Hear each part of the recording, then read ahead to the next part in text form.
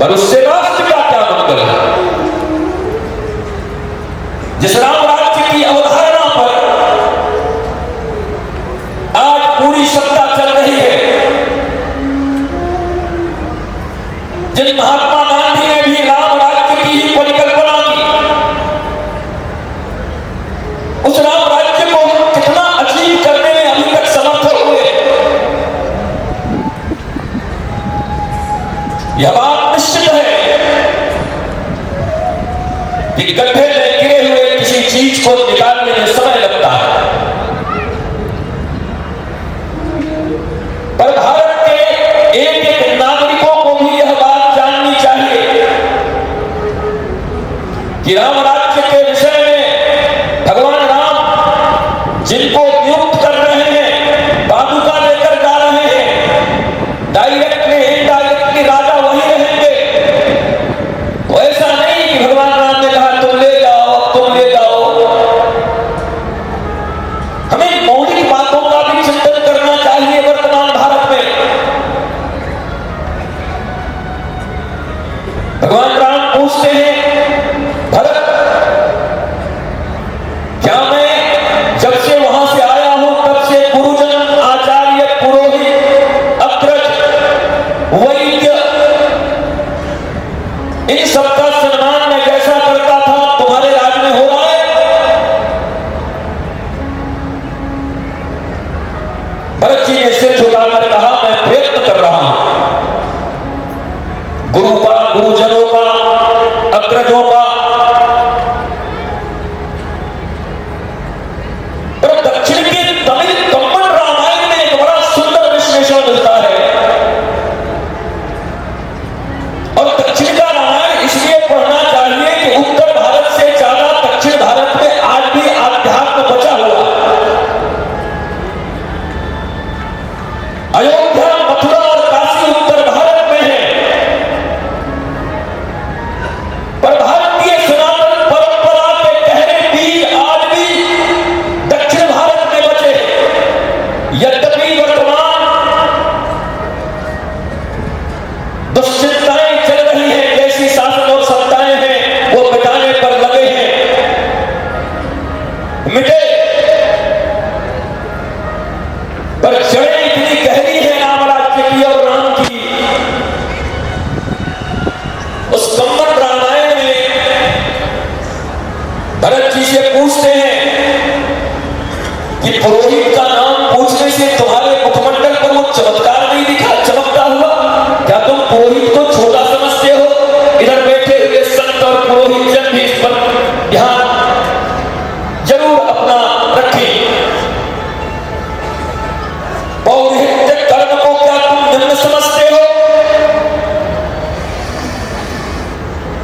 बोला पुरोहित कर्मकांड ज्यादा करते हैं, गुरु ज्ञान देते हैं। उस समय भगवान राम ने पौरोहित्य को अर्थव्यवस्था से जोड़ करके भरत को जो ज्ञान दिया वो अद्वितीय है।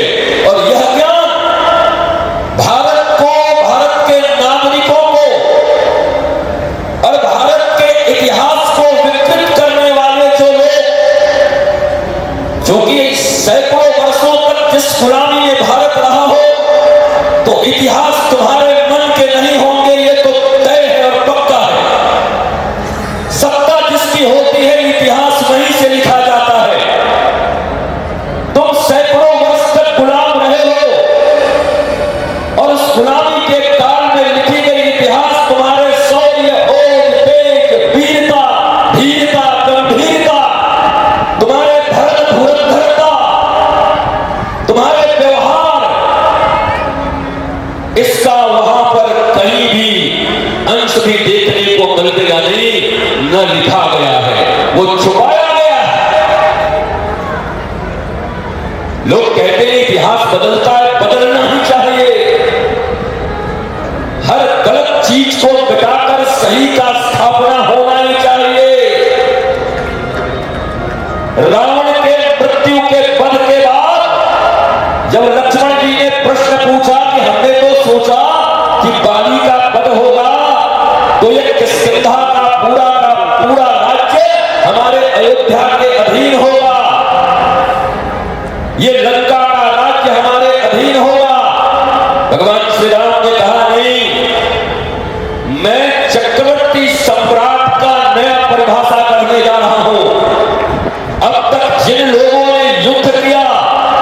जिनको मुक्ति दिलाई और मुक्ति दिलाकर अपने अधीन ही उस राज सत्ता को रखा, पर ये राज सत्ता इस काल में उन्हीं जनजातियों के माध्यम से गौड़, कोल, भील, जो जनजाति हमारे साथ लड़े हैं, सत्ता उन्हीं के हाथ में जाएगा और हमारा कोई आधिपत्य नहीं होगा।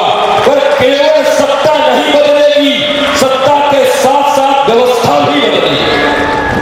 सत्ता तो बदलेगी। रावण राजा था, विभीषण हो गया। कंबन रामायण में भगवान राम ने विभीषण को बुलाकर कहा, ये जितने मंत्री हैं, तुम्हारे संविधान हैं, इन सबको 100% बदल दो। संविधान शब्द का प्रयोग किया,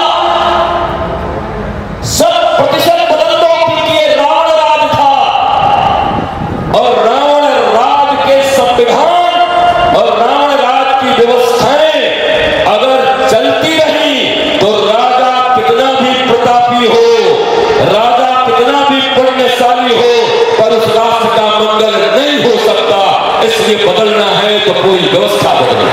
और विभीषण ने व्यवस्था बदली। किष्किंधा में भी बाली के जाने के बाद सुग्रीव ने पूरी व्यवस्था बदली। सत्ता का हस्तांतरण और व्यवस्था का परिवर्तन, यह बात भारतीय नागरिकों को समझना चाहिए। चूंकि ये कथा राष्ट्र कथा है, इसलिए राष्ट्र के संबंध में तुम्हारा चिंतन, तुम्हारी अवधारणा और मजबूत होनी चाहिए। राष्ट्र शब्द क्या है, देश शब्द क्या है, समाज क्या है, हमारा उत्तरदायित्व क्या है, अधिकारों की चिंता ही कर रहे हैं या हमारे कर्तव्य भी कुछ हैं। भगवान राम ने भरत को कर्तव्य याद दिलाया और जानकर हैरान हो जाओगे, रक्षा बजट कितना होना चाहिए। उस समय में लोग कहते 0.5 अब बना, प्रतिशत अब बना, ये फला हुआ। भगवान राम कहते हैं तुम्हारा रक्षा खर्च मैक्सिमम 15%, 5 से 15 के बीच होना चाहिए। और मजे की बात सुनो, कहते हैं करप्शन कितना है। भरत बोला करप्शन होगा, पर याद रखना अगर 3% से ज्यादा जिस राज्य में 3% करप्शन है तो उस राज्य को कभी भी राम राज्य नहीं कहा जा सकता। मैं ये खड़ाऊ भी देने से इनकार कर दूंगा, क्योंकि ठप्पा मेरा लगा होगा और सत्ता किसी और का चलेगा, ये राम नहीं होने देगा। भगवान राम ने कंबन रामायण में कह दिया, नहीं चलने दूंगा। 1 से 3% हमारे अत्यंत प्रिय मनोज बाबू आए हैं। हमारा बहुत प्रेम है, घरेलू संबंध है और उनकी दिव्य कर्म की प्रशंसा भी करते हैं। एक ऐसे रीजन में जहां वर्षों से भारत से कटा कटा सा एक क्षेत्र रहा, उस कटे कटे क्षेत्र को पूर्णतः भारत से सटाकर भारत का अभिन्न अंग बनाने के लिए वो सतत प्रयत्नशील हैं। इसके लिए उन्हें यहां से आशीर्वाद है। भारत की वो व्यवस्था, भारत की वो दिव्यता, वो आहार पुरुषन जब राम भरत को समझा रहे हैं कि पादुका ऐसे नहीं मिलेगी। पर हमने तो कथा यही सुनी कि दोनों भाई खूब रोए, पादुका लेकर चले गए। भगवान ने पहले प्रॉमिस कराया, वादा करो, साइन करो कि ये करोगे और नहीं तो तुम अपने नाम से राज करो कि ये